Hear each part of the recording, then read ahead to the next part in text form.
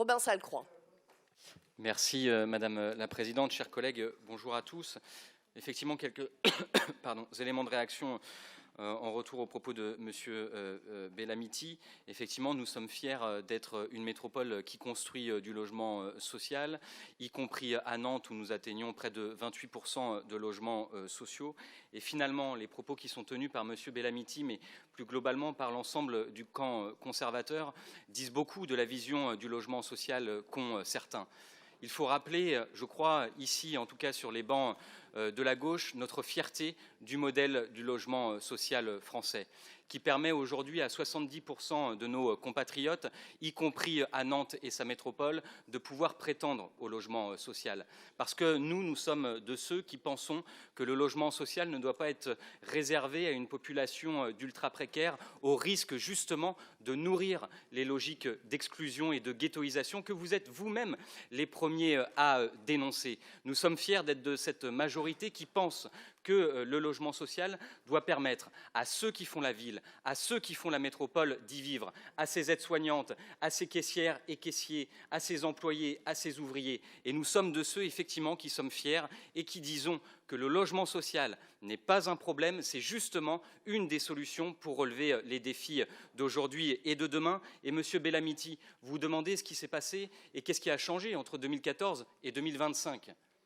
Quelques petites choses, là aussi, un peu de lucidité. Il s'est passé la crise du logement, dont ceux que vous soutenez au niveau national sont responsables, notamment à travers la ponction qui a été évoquée par Thomas Quérault tout à l'heure de plusieurs milliards sur les bailleurs sociaux, la crise inflationniste, les 38 000 personnes sur liste d'attente d'un logement social à Nantes Métropole, la hausse des taux d'intérêt qui fait que ceux qui travaillent, qui se lèvent tôt le matin et rentrent tard le soir, n'arrivent plus justement à se financer, y compris pour accéder à la propriété. Et donc oui, les temps ont changé malheureusement et pas dans le bon sens depuis 2014 et donc nous sommes fiers de prendre nos responsabilités.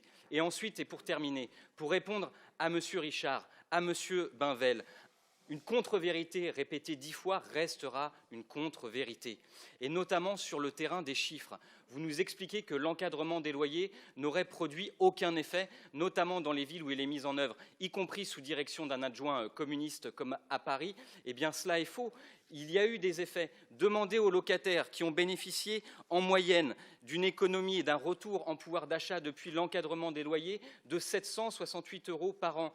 Demandez aux locataires qui ont bénéficié, notamment ceux qui étaient victimes de loyers excessifs et de trop perçus, d'un retour en pouvoir d'achat en moyenne de 3 091 € à Paris. Ça, c'est la vérité des chiffres, Monsieur Bainvel et Monsieur Richard, de la réalité, de la pertinence de ce type de régulation. Et oui, effectivement, je sais que la période n'est pas trop à la nuance, notamment dans le débat politique de notre pays. Pour autant, nous sommes de ceux, et ne nous caricaturez pas, nous ne disons pas qu'avec l'encadrement des loyers, cela va faire l'effet d'un coup de baguette magique et que nous allons résoudre tous les problèmes. Nous prenons nos responsabilités à tous les niveaux, y compris par le plan de relance du logement social qui a permis de débloquer plus de 3 500 opérations. Et puis enfin, cette petite musique qui tourne sur les bancs de la droite et de l'opposition sur « il y a trop de normes, c'est la photo plume, trop de normes, trop de normes, trop de normes », cette petite musique est dangereuse parce que je crois que, notamment à travers le plume, nous avons pris nos responsabilités à la fois pour tenter d'allier la question de la quantité de logements à construire et la question de la qualité.